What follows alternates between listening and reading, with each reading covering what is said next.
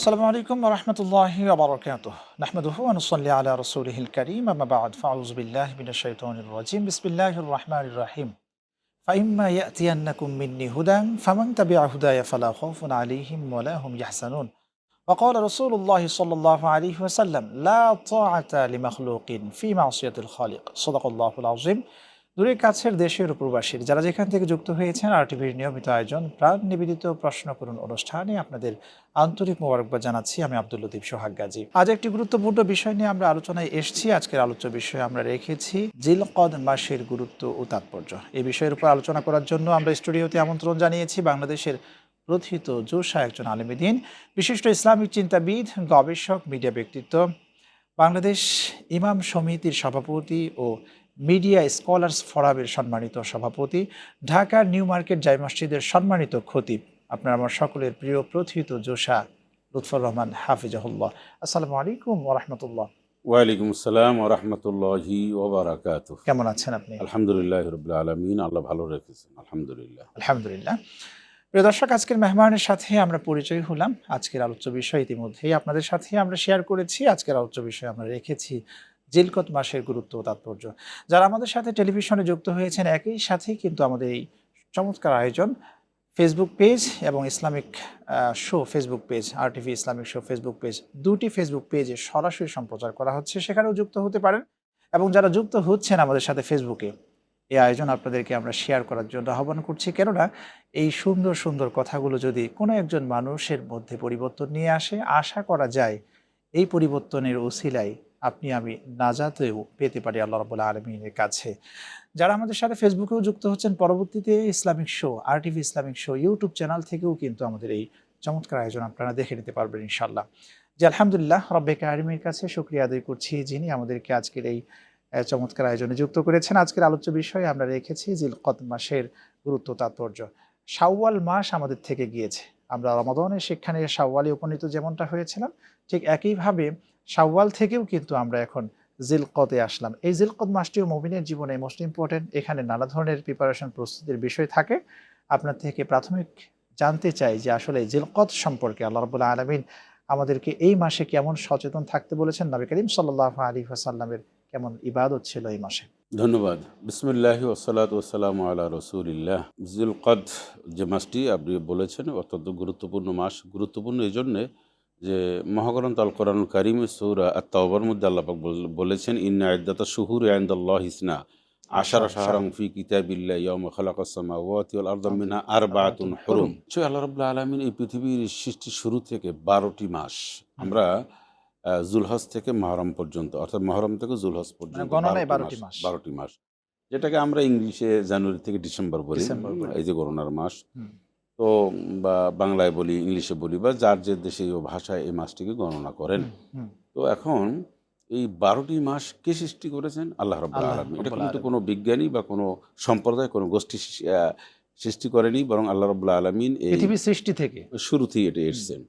এর মধ্যে আল্লাহ রাব্বুল আলামিন 4টি মাসকে মুহররম বলা হয়েছে, হারাম বলা হয়েছে, আরবাআতুন হুরুম বলা হয়েছে। মানে 4টি মাস হচ্ছে আরবাআতুন হুরুম। এই 4টি মাস কেন?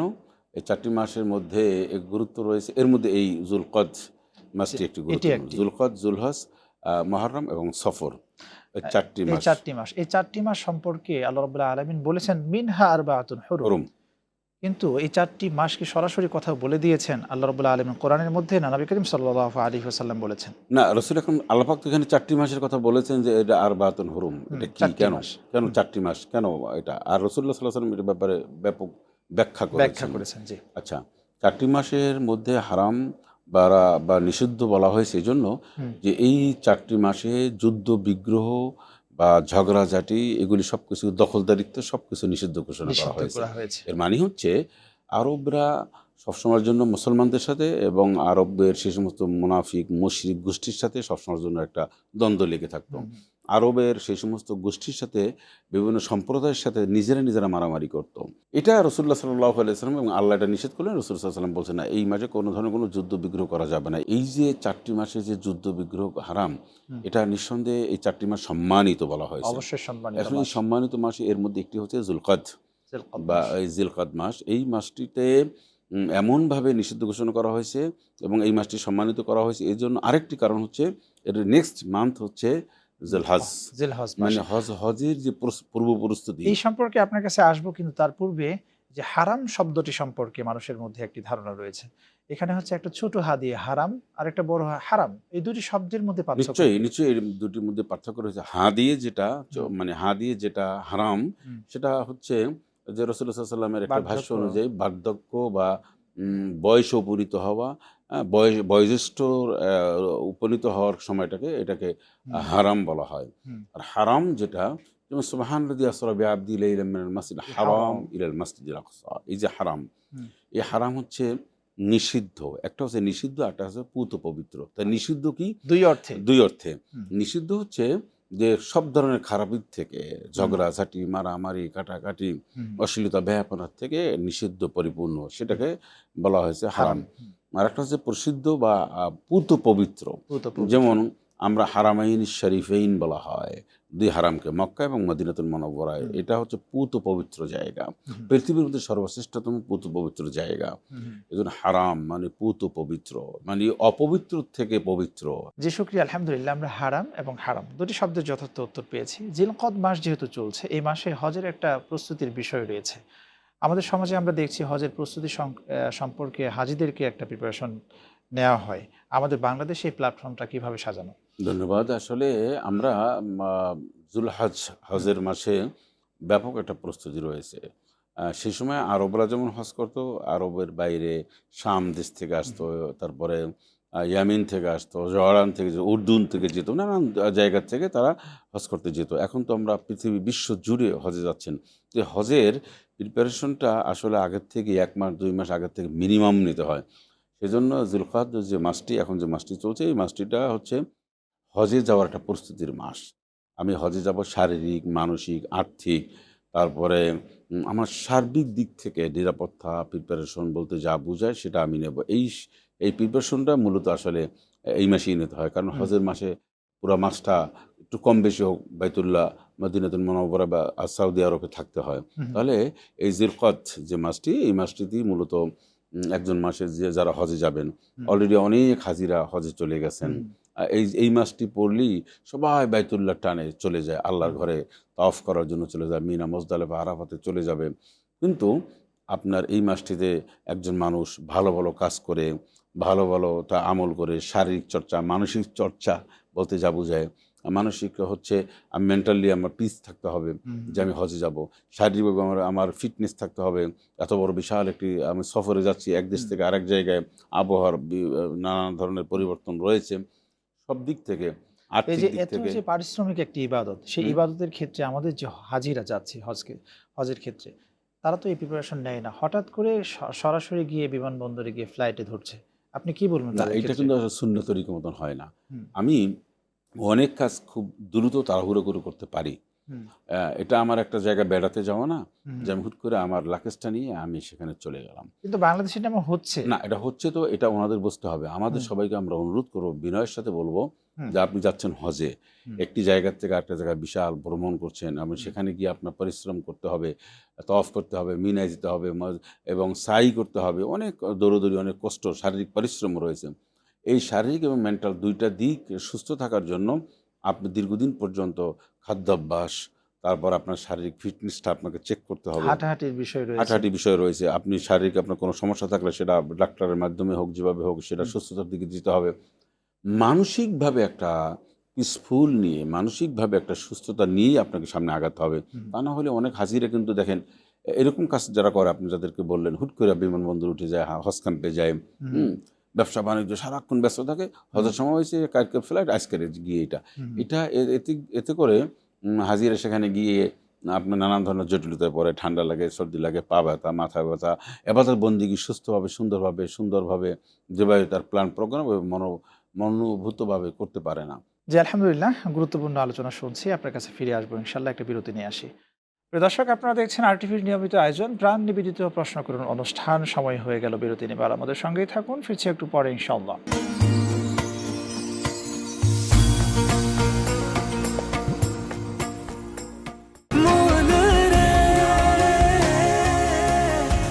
এভাবে ভর ভরপুর বেঁচে থাকাটাই জীবন, আর জীবনের স্বাদের অনিবার্য সঙ্গী প্রাণ।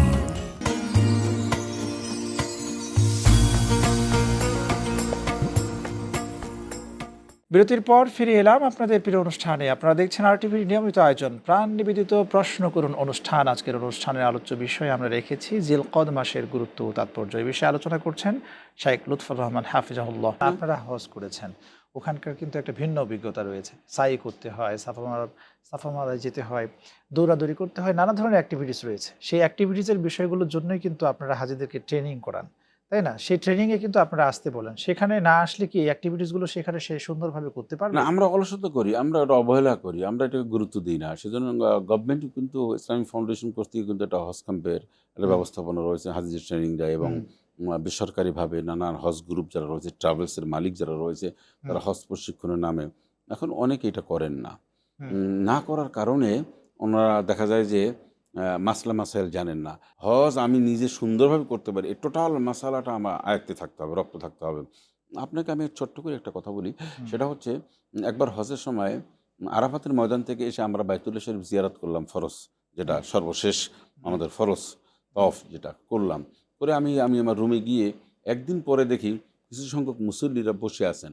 তারা চুপচাপ। আমি কি আপনারা কি আরাফাতের ময়দান থেকে কি বাইতুল্লাহ গেছেন? কয়, "না, বাইতুল্লাহ যাবো কিসের জন্য?" আমি, "কেন?" আমি বললাম, "সেখানে যে আপনার তওয়াফ করবেন না?" কয়, "আমরা অনেকবার তওয়াফ করছি আগে। হুম, আসার আগে অনেক তওয়াফ করছি। এখন আবার কিসের তওয়াফ করতে যাবো?" আরে আমি বললাম, "মুরব্বি, এটা তো ফরজ তওয়াফ। বা আরাফাতের ময়দান থেকে এসে শয়তানকে কঙ্কর নিক্ষেপ করার মানে আর হলো দিয়ে বাইতুল্লাহ শরীফ তওয়াফ করা। বাইতুল্লাহ শরীফ তওয়াফ না করলে তো আমরা হজই হবে না।" হুম, আমি হুম, বলছি, "না, আমরা আগে অনেক করছি। আর এত ভিড়ের মধ্যে আমরা যাবো কেন?" লাস্টে মুরব্বিদেরকে আমি একটা বিশেষ ব্যবস্থাপনায় আমি তাদেরকে এই তওয়াফের ব্যবস্থা করতে পাঠিয়ে দিলাম। হুম, এখন হুম, উনি জানেন না যে হজের ফরজ কয়টা। হুম, ধরুন একটা মানুষের হজের ফরজগুলি যদি জানা না থাকে, যে এহরাম বাঁধা, হুম, তারপরে বাইতুল্লাহ শরীফ তওয়াফ করা, আরাফাতের ময়দানে অবস্থান অবস্থান করা, করা, এই যে ৩ টে ফরজ, একটা ফরজের যদি কোনো রকম তারতম্য হয় না পারেন, তাহলে তার হজ হবে না। হজ হবে না। এখন এহরাম বাঁধা অবস্থায় এহরাম বাঁধাটাকে আমরা মনে করি কাপড়ের সাদা কাপড় আচ্ছা, পরলেই এহরাম বাঁধা। নো, সাদা কাপড় বাঁধা শুধু এহরাম নয়। তো হুম, এহরামটা হচ্ছে হজ এবং ওমরার উদ্দেশ্যে হুম, নিয়ত করা। হুম, নিয়ত করে আপনি ২ রাকাত নামাজ পড়বেন। নামাজ পড়ে আপনি সাদা কাপড়টা পরবেন, ২ রাকাত নামাজ পড়বেন এবং লাব্বাইক আল্লাহুম্মা লাব্বাইক তালবিয়া পাঠ করা। লাব্বাইক হুম, আল্লাহুম্মা লাব্বাইক, লাব্বাইক লা শারীকা লাকা লাব্বাইক, ইন্নাল হামদা ওয়ান নি'মাতা লাকা ওয়াল মুলক লা শারীকা লাক। এই নিয়ত, এই তালবিয়া পাঠ না করা পর্যন্ত আপনার ইহরাম বাঁধা হবে না। হুম। এখন আমরা অনেক সময় দেখি, অনেকেই তো এটা পারে না নিজে থেকেই না, পড়তে। হজযাত্রী, ওমরা যাত্রীদের জন্য আপনি কিছু পারেন আর না পারেন, আর একটা দোয়া নাও লাগতে পারে। কিন্তু হুম, এই তালবিয়াটা আপনার মুখস্থ করা দরকার, অথবা অন্তত কমপক্ষে শুদ্ধ করে দেখে, দেখে যেন আপনি পড়তে পারেন। হুম, এখন অনেক মানুষ আছে তালবিয়া পাঠ করে নাই। তার হজটা কিভাবে হবে? সে তালবিয়া পাঠ করতে জানে না। শুধু নিয়ত করে নেয়। শুধু একটা সাদা কাপড় পরে অন্যান্য মানুষের মতন হজ ওমরার জন্য গেলেন। তাহলে এগুলি হবে টাকা না। থাকলেই কিন্তু হজ যে কবুল হবে বা ইবাদতটা কিনিয়ে নেওয়া হজের যায় বিষয়টা অনেকগুলি কিন্তু এমনটা পার্থক্য, নয়। হজের অনেকগুলি কন্ডিশন, এর মধ্যে একটি হচ্ছে হজের মাসালা সম্পর্কে জানা। জানা। আমি কোথায় কি করব? আমি কয়টা ৭ টা তওয়াফ করব। তওয়াফ করার পর আমি ২ রাকাত নামাজ পড়ব। তারপরে জমজম পানি এই খাবো। স এরপর আমি সাফা মারওয়ায় যাব। হ্যাঁ, এগুলো জানতে হবে তো। জানতে হবে। এই সম্পর্কে কি আমাদের মুআল্লিমরা আমাদের হাজীদেরকে উৎসাহ করে যে এই বিষয়গুলো জানতে না, হবে? কিছুটা তো করে। হুম, কিছুটা করে। এখন বাকিটা হচ্ছে অনেকে আছে গোঁজামিলের আশ্রয় নেন। আচ্ছা, তারা এটা গুরুত্ব খুব কম দেন। তারা অনেকে যারা প্রফেশনাল ইজম মেইনটেইন করে, তারা চিন্তা করে আমি একজন হাজি নিতে পারলেই হয়। ওমরার জন্য, হাজির জন্য হজ এই করতে সংক্রান্ত যাবেন। আরেকটি প্রশ্ন করে রাখি যেহেতু এই আলোচনায় আছেন যে আমাদের সমাজে এই সিন্ডিকেটের একটা বিষয় আমরা দেখি। হজ করার ক্ষেত্রেও কিন্তু প্রতারিত এক শ্রেণীকে হতে হয়। এটা কেন হতে হয়? আমি একটা জিনিস, আমি একটা পাল্টা প্রশ্ন আপনাকে করি, সেটা হুম, হচ্ছে বাইতুল্লাহ নিয়ে হুম, যারা ব্যবসা করে হুম, এবং সেই ব্যবসার মধ্যে প্রতারণা, হুম, এর চেয়ে খারাপ মানুষ আকাশের নিচে জমিনের উপরে নেই। আপনি যদি এতই টাকা পয়সা যদি আপনার ইনকাম করার প্রয়োজন হয়, এত টাকা পয়সা হয়, তাহলে আপনি কি অন্য কিছু করেন। হুম। কিন্তু বাইতুল্লাহ নিয়ে, হজ নিয়ে, ওমরা নিয়ে, আল্লাহর ঘরকে নিয়ে। আল্লাহর ঘরকে বেচা বিক্রি করে, তাও আপনি কন্ডিশন মানে শর্ত যা দিবেন, হুম। কমিটমেন্ট যা করবেন তা প্রত্যাখ্যান করবেন। মানে নানান ধরনের আশ্রয় নেয়। এক জায়গায় রাখবে কাছে, রাখে দূরে। হুম, তারপর খাবার-দাবার থেকে শুরু করে সব ব্যাপারে এইটা ঠিক না। হুম, হুম। এই এই কাজগুলি ব্যবসা যারা কিন্তু করে, করছে। আবার কেউ নিয়ে যাচ্ছে, নিয়ে যেয়ে ধরেন যে এখান থেকে দেখানো হচ্ছে আমি একেবারেই কাবা শরীফের পাশে তোমাদেরকে রাখবো। ওখানে গিয়ে দেখেন যে তাকে আর খুঁজেই পাওয়া যাচ্ছে না। এই ধরনের না, এজেন্সিগুলো আমরা ওই দেখছি। খুঁজে পাওয়া তো দূরের কথা। ও প্রতি বছর এমন ঘটনা ঘটে যে হোটেল দিতে পারে না, তাসরিয়া নেই, হুম, রাস্তায় থাকে। আমার প্রশ্ন হচ্ছে যে আপনি আমি এটা অ্যানালাইসিস করেছি। হুম। আমি এই বিষয়টা নিয়ে আমি ভাবছি, আমি না, এটাকে আপনাদের তো গবেষণা অভিজ্ঞতা করেছি। আছে। হ্যাঁ। গবেষণা করেছি। হুম, যারা এই কাজগুলি করে তাদেরকে আমি দেখেছি তারা কতটুকুন বড়লোক। এত টাকা পয়সা ১০ বছর ১৫ বছর হাদিসের ব্যবসা করে, মানে হাদিসের খেদমত করে। তারা বলে হাদিসের খেদমত আর আমরা বলি ব্যবসা। হুম, আমি নিজে দেখেছি যে তারা ঋণে জর্জরিত, পারিবারিকভাবে অশান্তি। হুম, যিনি নিচ্ছেন উনি শারীরিকভাবেও নানান জটিলতায় রয়েছে। এর কারণ কি? এর হুম, কারণ হচ্ছে যে উনি মনে করেন যে আমি হাজিদেরকে নিচ্ছি। হাজিদেরকে নিয়ে যে বেচা-বিক্রি করছেন, উনি যে কমিটমেন্ট ঠিক রাখছেন না ইচ্ছাকৃতভাবে, হুম। দিন শেষে ওনার নানান জটিলতা ওনার মাথার উপরে হাজির হয়েছে। সুতরাং আমরা অনুরোধ করব, আর যাই যা করেন বাইতুল্লাহ নিয়ে বেচা-বিক্রি আল্লাহর কইরেন না। সাথে প্রতারণা আল্লাহর করে সাথে কেউ কি এভাবে করে টিকে থাকতে পারবে? এটা তো না, পারে না, অবশ্যই পারে নিঃসন্দেহে না। না। কিন্তু এদের ক্ষেত্রে সমাজ কি কোনো ব্যবস্থা নিচ্ছে না? রাষ্ট্র কি কোনো ব্যবস্থা নিচ্ছে না? রাষ্ট্র কিছু, কিছু ব্যবস্থা নিলেও এদের সিন্ডিকেটটা এত বেশি হুম, আর এরা ধোঁয়া-ছোঁয়ার বাইরে থাকে, হুম, হুম, যার কারণে সবসময়ের জন্য পারে না। কিন্তু হুম, সাধারণ মানুষের একটা ত্রুটির কথা বলি। যারা হজে যান, তারা সবসময়ের জন্য হজ উমরায় গেলে কমে যেতে চান। হুম, কমে যেতে চান দর কষাকষি করতে গিয়ে যেখানে কম পান সেখানে যান। কিন্তু বিশ্বস্ত কিনা, আমানতদারি কিনা, এই লোকটি অভিজ্ঞ কিনা, এই লোকটার গুডউইল কি আছে কিনা, প্রিভিয়াস হিস্টোরি কি, হুম। এগুলি না দেখে যেখানে কম পান সেখানে যান। গিয়ে ওনারা এই প্রতারণার শিকার হন। যারা যাবেন তাদেরকে বিনয়ের সাথে অনুরোধ করব, আপনারা বছরে হজে যাবেন বা ওমরায় যাবেন, জীবনে ১ বার ২ বার যাই হোক, হুম, এইখানে আপনার ১০,০০০ ২০,০০০ টাকা কমে যাওয়ার জন্য যে এই যে প্রবণতা আপনার মধ্যে হুম। যে একটা একটা টেনডেন্সি, এটা পরিহার করা উচিত। কিন্তু আমাদের বাংলাদেশের যে হজ যাওয়ার ক্ষেত্রে হুম। টাকা যে নির্ধারণ করা হয়েছে ৫-৭ লক্ষ টাকা, ৭ লক্ষ টাকা, ৬ লক্ষ টাকা, এটা কি অতিরিক্ত একটু বেশি হচ্ছে না? সিন্ডিকেটের কারণে আচ্ছা। প্লেন ভাড়াটা খুব বেশি নিচ্ছে। হুম, ওনারা বলছে যাচ্ছেন হাজিদেরকে নিয়ে আসছেন খালি। হুম, আসার সময় খালি আসা লাগে না। এবারে আমরা দেখতে পাচ্ছি যে ভালোই কিছু প্যাসেঞ্জার আসছেন। আচ্ছা। আচ্ছা, তারপরেও ২ নম্বর হচ্ছে যে পৃথিবীর সব দেশে একটা সাবসিডি থাকে অথবা হুম, একটা সহযোগিতা থাকে অথবা এই সরকারিভাবে হজের লাভ করে না। আমাদের দেশে এই কাজগুলা একেবারে বলতে গেলে সরকারিভাবে এটা করতে চায় না। হুম, তারা নানান জটিলতা রয়েছে। ঘর ভাড়া, বাড়ি ভাড়ার নামে একটা দুর্নীতি হয়। হুম, তারপরে প্লেনের টিকিটে একটা সিন্ডিকেট থাকে। হুম, হুম, সব মিলে একটা স্বচ্ছতা না থাকার কারণে হজের খরচটা বেড়ে যায়।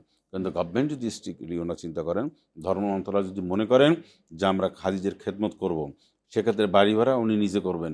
আমি একজন মন্ত্রীর কাছ থেকে শুনেছিলাম যে উনি আরবি জানেন না। হুম। উনি নিজেই বললেন যে ঘর ভাড়া ঠিক করতে গিয়ে আমি তো আরবি জানি না। সেখানে পরে শুনলাম যে প্রায় বাংলাদেশে প্রায় ৬০-৭০ লাখ টাকা যিনি আরবি জানেন অর্থাৎ তিনি নিয়ে নিয়েছেন। এর মানে হচ্ছে এই কাজগুলি যে করেন, এই হুম, নেস্টি, এই যে নোংরামি কাজ, হুম। এইরকম করে তো মানুষের পয়সার দরকার নাই। দিন শেষে তো আল্লাহকে আপনার জবাবদিহি করতে হবে, আবার দুনিয়াতে তাহলে যেতে হবে। আমাদের হবেটা কি? আমরা নামাজ পড়ি, সেই নামাজ থেকে শিক্ষা নেই না। আমাদের সাওম গেল এইমাত্র। সেই রোজা থেকে আমরা শিক্ষা নিতে পারি না। কুরবানি থেকে শিক্ষা এটা নিচ্ছি না। কিসের শিক্ষা? আমরা হচ্ছে হজ করছি, সেখান সবার থেকেও আগে শিক্ষা পয়সা। নিচ্ছে না। কিসের শিক্ষা আপনি বলেন? কিসের বাইতুল্লাহ? কিসের রমজান? কিসের কোরআনুল কারীম? কিসের দ্বীনের খেদমত? কিসের আল্লাহর মেহমানদের খেদমত? সবার আগে পয়সা। পয়সা হইলে যে সবার উপরে। মানুষ যখন দ্বীন, ইসলাম, কোরআনকে যখন উপরে রাখে হুম। আর দুনিয়াকে যখন পায়ের নিচে রাখে, তখন আল্লাহ রাব্বুল আলামিন বলেন, কোরআন তোমার মাথায় থাকুক, ইসলাম তোমার মাথায় থাকুক। জি, আলহামদুলিল্লাহ, আপনার কাছে আবারও ফিরে আসবো। খুব গুরুত্বপূর্ণ আলোচনা শুনছি। একটা বিরতি নিয়ে আসি। দর্শক, আপনারা দেখছেন আরটিভির নিয়মিত আয়োজন প্রাণ নিবেদিত প্রশ্ন করুন অনুষ্ঠান। সময় হয়ে গেল আরও একটি বিরতি নেবার। আমাদের সঙ্গেই থাকুন, ফিরছি একটু পরে ইনশাআল্লাহ।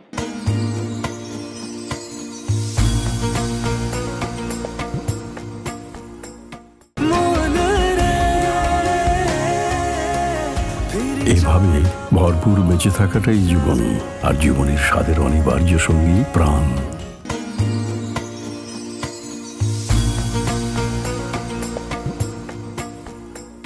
বিরতির পর ফিরে এলাম আপনাদের প্রিয় অনুষ্ঠানে। আপনারা দেখছেন আরটিভির নিয়মিত আয়োজন প্রাণ নিবেদিত প্রশ্ন করুন অনুষ্ঠান। আজকের অনুষ্ঠানের আলোচ্য বিষয় আমরা রেখেছি জিলকদ মাসের গুরুত্ব ও তাৎপর্য। জিলকদ মাসের গুরুত্ব তাৎপর্য নিয়ে গুরুত্বপূর্ণ কিছু প্রশ্নের উত্তর শুনছি। আপনারা আমার সকলের প্রিয় প্রথিত জোশা লুৎফর রহমান হাফিজাহুল্লাহ। আমাদের সমাজে আমরা দেখছি শায়েক লেবাজে সুরতে, যেমন আমার মাথায় টুপি, মুখে দাড়ি, গায়ে জুব্বা, সাধারণ মানুষ আমাকে খুব ভালো মনে করছেন। আমি হজে নিয়ে যাব, তো আমাকে তো বিশ্বাসও করছেন। এই বিশ্বাসের প্রতারণায় ফেলেও কিন্তু আমি এমন একটা কাজ করে ফেলছি যে ধোঁকা দিচ্ছি। নেক্সট সূরাতে ধোঁকা সবচেয়ে বেশি হবে। হুম, যে জিনিসটা সবচেয়ে বেশি ভালো, সেই জিনিসটা ভেজাল বা নকল বেশি বের হবে। আপনি সেজন্য সাধারণ মানুষের এই ক্ষেত্রে করণীয়টা কি? হ্যাঁ, না বলছি, সেই জন্য আপনি মেইন নির্ভেজাল জিনিসকে দায়ী করতে পারেন না। আচ্ছা। নির্ভেজাল একটা জিনিস, পিওর একটা জিনিসের ভেজাল বের হলে, নকল বের হলো, কপি বের হলে আপনি কি মেইন জিনিসটাকে দোষারোপ করতে পারেন? পারেন না। আপনার দোষ তো কপি যেটা করছেন সেটা। আচ্ছা, এখন আমার এই লিবাস, আপনার এই লিবাস, এই সুন্নাহ, এই সব সুন্নাহ আমি একদম সহি শুদ্ধভাবে চলবো, এটাই হচ্ছে আমার মূল কথা। হওয়া উচিত। এখন কোনো মানুষ যদি এইটাকে পড়ে, এটা পড়তে তো সরকারি বেসরকারি কোনো অনুমোদন লাগে না। আচ্ছা, এটা অ্যাভেলেবল, যে কেউ পড়তে পারে, যে কেউ রাখতে পারেন। এখন এইটা করে যদি কেউ অপকর্ম করে, বা কোনো আলেম বা কোনো হুজুর, কোনো ইমাম খতিব যদি করেন, তাহলে কিন্তু আমি পোশাকের দোষ দিতে পারি না, আমার নবীর সুন্নতের দোষ দিতে পারি না, আমি টুফিরও দোষ দেবো না, আমি দেবো ওই মানুষটির। ঠিক আছে? আরেকটা হচ্ছে পাপকে ঘৃণা করো, পাপীকে নয়। তো আমার এখন দায়িত্ব হচ্ছে আমার বাছাই করা, যে তার সম্পর্কে জানা, তার সম্পর্কে, তার অতীত, বা তার সরকারি লাইসেন্স আছে কিনা, বা লোকটি কেমন, পিছনে যে খেদমতগুলি করেছে সেই সমস্ত লোক একটু যাচাই বাছাই করা, কম্পেয়ার করা। এটা না করে, আমি তো আগেই বললাম, এটা না করে কি করি আমরা, আইসা একটা চটকদায়ক একটা বিজ্ঞাপন দিই, আমি আপনাকে বলি আর কসম করি, অথবা আমি ফেরেস্তার মতন কথা বলি, যা আমি আপনার সব দেখব, আপনি শুধু টাকাটা জমা দেন, পাসপোর্টটা দেন, বাকিটা আমি দেখব। আরে আপনি দেখবেন মানে, আপনি কিভাবে দেখবেন? এই প্রশ্ন কিন্তু কেউ করে না। টাকাও দেবো, পাসপোর্টও দেবো, তাহলে আপনি আমার হজটা কীভাবে দেখবেন? সব তো আমার। তাহলে একটা কাজ করি, সেই কথা, ঠিক আছে, পাসপোর্টটা দিদি, টাকা দেওয়ার দরকার নেই, আপনি আমার সব ব্যবস্থা করুন, তখন দেখবেন তার টাকাটা কেমন। এই জন্যে আপনি সর্বপ্রথম যে জিনিসটা হচ্ছে যে এখনও ভালো মানুষ আছে। আমাদের এই বক্তব্য কিন্তু সমস্ত মানুষের জন্য নয়, এর মধ্যে অনেক মানুষ আছে যে সত্যিকার অর্থে ভালো খেদমত করেন, ভালো মানুষ আছে, নিশ্চয়ই আছে। আমরা তাদেরকে খুঁজে বের করবো। আর মানুষ ম্যাক্সিমাম একটা বড় অংশ যেখানে খারাপ, ওখানে গিয়েই তারা হুমড়ি খেয়ে পড়ে, এটা তার নসিবের দোষ।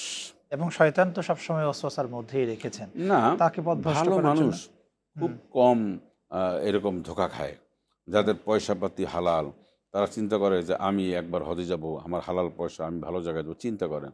হারাম সম্পদ, হারাম পয়সা দিয়ে কি হজ কবুল হবে? না, ওটা সফর হবে, সফর হবে, আচ্ছা। হজ হবে না। আপনি যথার্থই বলেছেন, কিয়ামতের দিন অনেক মানুষ দেখবেন হজ করেছেন অনেকবার, ওমরা করেছেন, রেজাল্ট হচ্ছে জিরো। কেন জিরো? আল্লাহ, কেন জিরো? আমি তো হজ করেছি, ওমরা করেছি। আল্লাহ বলবেন, যতবার হজে গেছো, মানুষের টাকা দুর্নীতি করে, আত্মীয় স্বজনের জমি ঠকাইয়া, তারপর নানানভাবে তুমি ঘুষ টুস খেয়ে, সুদ খেয়ে, ঘুষ খেয়ে, দুর্নীতি করে, টাকা মেরে, তারপর তোমার টাকা হয়েছে, তুমি বারবার উমরায় গেছো, আর একটু চিন্তা করছো যে 50 লাখ টাকা, 10 লাখ, 20 লাখ টাকা আমি মেরে খেয়েছি, বা একটা জায়গার থেকে আমি নিয়ে আসছি, 2বার ওমরা করবো, অথবা আরেকজনকে নিয়ে ওমরা করলে তো 50 লাখ টাকা আনলে, 10 লাখ টাকা খরচ করলে, দান সদকা করলে তো এমনি তো পিওর হবে। নো, আপনি 1 কোটি টাকা থেকে 1 কোটি টাকা যদি আমি সহজভাবে বুঝি, 1 কোটি টাকা আপনি দুর্নীতি করলেন, 1 কোটি টাকা আপনি ঘুষ খেলেন, বিভিন্নভাবে আমি অসৎ উপায়ে উপার্জন করলেন, 1 কোটি টাকা উপার্জন করে 1 কোটি টাকাও যদি আপনি দান করে দেন, তারপর আপনার সব হবে না, তারপর আপনার গুণ হবে। কারণ কেন আপনি ওই 1 কোটি টাকা আপনি দুর্নীতি করতে গেলেন, মানুষটা মেরে খাইলেন, এটার জন্য আপনার গুণা হবে। আপনাকে তো আল্লাহ বলেন না যে 1 কোটি টাকা দুর্নীতি করে, মানুষ শুনি না আমরা, শত শত কোটি টাকা এরকম মানুষ টাকা দুর্নীতি করে, এই করে, ব্যাংক, সরকারি বেসরকারি নানান টাকা পয়সা মেরে খায়। এরা আবার দান সাদকাও করে, মসজিদ করে, মাদ্রাসা করে, বাপের নামে, মায়ের নামে, নানানভাবে করে, কোনো কিছুতে লাভ হবে না। এতিম মেয়ে বিপদে এতিম খাওয়ায়, কোনো কিছুতে উপকারে আসবে না। কেন উপকারে আসবে না? টাকাটা তো আপনার না, আরেকজনের টাকা, আপনি কোনো সব পাবেন না, বরং আপনার পাপ ওইটা হবেই, আপনি যে আত্মসাৎ করলেন, এই আত্মসাৎকারীর নাম, আত্মসাৎ একজন আপনি যে করলেন, এই আল্লাহর দরবারে যে এইটার নাম, একজন অপরাধী হিসেবে আপনার নামটা কিন্তু লিপিবদ্ধ রইল। আপনি যত দানবীর হাতেম তাই হন, হাজি মহসিন হওয়ার চেষ্টা করেন, কাজ হবে না। তাহলে যদি কেউ এরকম অন্যায় পথে টাকা অর্জিত সম্পদ দিয়ে মসজিদ মন্দির করে দেয়, মন্দির তো নয়, মসজিদ করে দেয়, সেই ক্ষেত্রে ওখানে কেউ যদি নামাজ পড়ে, ওখান থেকে সে কি সবে বঞ্চিত হবে? যদি মানুষ জানে যে এই লোকটা সুদের টাকা দিয়ে, পরিপূর্ণ দুর্নীতির টাকা দিয়েই এটা করে দিয়েছে, সেখানে না করা ভালো। আচ্ছা। আর যদি কেউ না জানে, সাধারণ মানুষ যারা নামাজ পড়বে, ওদের তো না, ওদের সব হবে। মানে আমি বলছি যে আমি জানলাম যে এই মানুষটা সম্পূর্ণ একটা সুদের টাকা দিয়ে এই মসজিদটা করে দিয়েছে, এটা যদি আমি সুনিশ্চিত থাকি, তাহলে আমার ওই মসজিদে নামাজ পড়াটা উচিত না। ঠিক আছে? কিন্তু সব মানুষ তো জানবে না, এটা আমি জানতে পারি, XYZ 2-10 জন জানতে পারে, আর সাধারণ মানুষ নামাজ পড়তে পারবে, তাদের কোনো সমস্যা নেই। কিন্তু যিনি এই মসজিদটা করে দিলেন, অত্যন্ত পরিতাপের বিষয়, কোনো সব হইল না, সরি। সরি। কোনো সব হইল না। আপনি যা করছেন এটা আপনি ভালো কাজ করতে পারেননি। বরং আপনি আর সুদ খাইছেন একটা ইলিগাল কঠিন গুনাহ। হুম, হুম, আর এই সুদের টাকা দিয়ে আপনি মসজিদ করে দিলেন আরেকটা গুনাহের কাজ। হুম। সুদের টাকা দিয়ে দান সাদাকা, মসজিদ, মাদ্রাসা কিছুই করতে পারবেন না। এইটা দিয়ে গরিবকে দিয়ে দিতে পারেন বা জনকল্যাণমূলক কাজে ব্যয় করতে পারেন। রাস্তা, পুল, ঘাট এইটা সেটা হাবিজাবি বাথরুম-টাথরুম যা আছে এগুলো করে দিলেন। জি, দিতে শুকরিয়া। পারবেন ইনশাআল্লাহ। আমরা অনুষ্ঠানের একেবারে শেষ পর্যায়ে রয়েছি। জিলকদ মাসের গুরুত্ব ও তাৎপর্য নিয়ে আমরা আলোচনায় ছিলাম। তার মধ্যে উল্লেখযোগ্য একটি আলোচনায় আমরা প্রবেশ করেছি, সেটা হলো হজের প্রস্তুতি। ওভারঅল যদি আপনি এখন মানুষের জন্য বলতেন যে আসলে একটা প্যাকেজ যদি আপনি বলতে চান যে কিভাবে একজন হাজীকে প্রিপারেশন গ্রহণ করা উচিত? সব মিলিয়ে অনেক কথা আমরা এখানে যুলকদ শুনেছি। মাসের একটু ছোট্ট আমল থেকে চলে আসছে। এই মাসটি আল্লাহ পাক বলছেন, ফালা তাজলিমু ফীহিন্না আনফুসাকুম। আচ্ছা, তোমরা এই মাসে কোনো জুলুম করবে না, নিজেকে নিয়ে অন্যায় করবে না, নিজে পাপাচারে কোনো কাজে লিপ্ত হবে না। আচ্ছা। এই মাসে যুদ্ধ বিগ্রহ যেমন নিষিদ্ধ, হুম, পাপাচার করাও নিষিদ্ধ। কারণ অন্য মাসের চেয়েও কিন্তু এই ৪ মাসে গুনাহের হুম। কাজে লিপ্ত হলে, ঝগড়াঝাটি করলে এটা আরো বেশি গুনাহ বেড়ে হবে, যায়। হ্যাঁ। বেড়ে যাবে। হুম, অত্যন্ত পরিতাপের বিষয়, এই মাসেও তো আমরা নানান ধরনের শিক্ষাঙ্গন থেকে শুরু করে নানান জায়গায় মারামারি কাটাকাটি নানান ধরনের কিছু দেখি। হুম, কিন্তু মাথায় রাখা উচিত এটা এটা হচ্ছে একটা আপনার পুত পবিত্র মাস, নিষিদ্ধ মাসে। এই নিষিদ্ধ মাসটা কিন্তু সবার বোঝা উচিত যে নিষিদ্ধ মাসে কোনোভাবে কোথাও ঝগড়াঝাটি, মারামারি, কাটাকাটি করা ঠিক না। হুম, আচ্ছা, এগুলো একটা। আর একজন মানুষ হজে যাবেন। হুম, হজে যাওয়ার আগে তার পূর্ব প্রস্তুতি রয়েছে। এহরামের কাপড় কিনবেন। হজে কী যাওয়া প্রয়োজন? তারা একজন বিশ্বস্ত হুম, অভিজ্ঞ লোকের কাছ থেকে উনি হুম, ট্রেনিং প্রশিক্ষণ নিবেন। হুম, নিয়ে কী দরকার, সেখানে মাল-সামান নেওয়া দরকার, কীভাবে এহরামের কাপড় পরতে হবে, কোন হুম, সময় কোন আমল করতে হবে। এই হজের সমস্ত মাসলা মাসাইলগুলি এগুলি পরিপূর্ণভাবে এই সময় জেনে একটা সার্বিক প্রস্তুতি নিয়ে উনি তরুতাজাভাবে উনি শক্তিশালীভাবে অবস্থান করবেন যে আমি একটা বড় ইবাদত বন্দী করতে যাচ্ছি। যে ইবাদতের রেজাল্ট হচ্ছে নিষ্পাপ। হুম, যে ইবাদতের রেজাল্ট হচ্ছে জান্নাত। আল্লাহ রসুল কি বলছেন? যে আল হাজ্জুল মাবরুর হুম, ফালাইসা লাহু জাযাউ ইল্লাল জান্নাহ। হুম, অর্থাৎ হজে মাবরুর, হুম, দোষ ত্রুটি মুক্ত একটি হজ, হালাল পয়সা দিয়ে সুন্দরভাবে যারা নির্ভুল একটা হজ করবে তাদের জন্য জান্নাত ছাড়া আর কিছুই না। তাহলে হুম, আমি এই জান্নাত লাভের উদ্দেশ্যে আমি যাব। সেইজন্য এই মাসে উনি এই হজের সমস্ত মিনা, মুজদালিফা, আরাফাত থেকে শুরু করে যত জায়গা আছে জায়গা সম্পর্কে জানা, গুরুত্ব, তাৎপর্য, ইতিহাস জানা, ওই জায়গায় গেলে কী, কী করবে, হুম। সাফা মারওয়ায় গিয়ে উনি কীভাবে কাজ দৌড়াদৌড়ি সম্পাদন করবে, করবে। হ্যাঁ, সাফ হুম, হুম, সাই করবে, হুম, কোন সময় একটু দৌড় বেশি দিতে হবে, যোগ দিতে হবে। স্বামী-স্ত্রী একাত্রে গেলে হুম, তখন কিন্তু আর এটা লাগে না। আপনি জানেন রব্বিক ফির ওয়ারহামু আনতা আজিজুল আকরাম একটা দোয়া আছে। এই যে সবুজ বাতি থাকে সাফা মারওয়ায়, অল্প একটু জায়গা, ওখানে দৌড়াতে হয়। হুম, ওই স্বামী-স্ত্রী গেলে আর এই দৌড়ানোটা লাগে না। হুম, এইটা মাথায় রাখতে হবে। হুম, অনেক মাসলা মাসাইল জানতে হবে। আমরা ওই সময় মাসলা মাসাইল না জেনে যে সমস্ত ভুল ত্রুটি করি, এতে নানান ধরনের জটিলতা সৃষ্টি হয়। হজ ইনকমপ্লিট হয়, ওমরা অসম্পূর্ণ হয়। সব মিলিয়ে আমাদের এই মাসলা মাসাইল জেনে একজন শারীরিক মানসিকভাবে সুস্থভাবে উনি ইনশাআল্লাহ গভীর ও দৃঢ় আগ্রহে থাকবেন। আল্লাহর কাছে দোয়া করবেন, ইস্তেগফার পাঠ করবেন ইনশাআল্লাহ এবং হজ শুরু হলে উনি হজের সফরে শুরু করবেন ইনশাআল্লাহ। আপনাকে অসংখ্য ধন্যবাদ আজকে আমাদেরকে সময় দেওয়ার জন্য।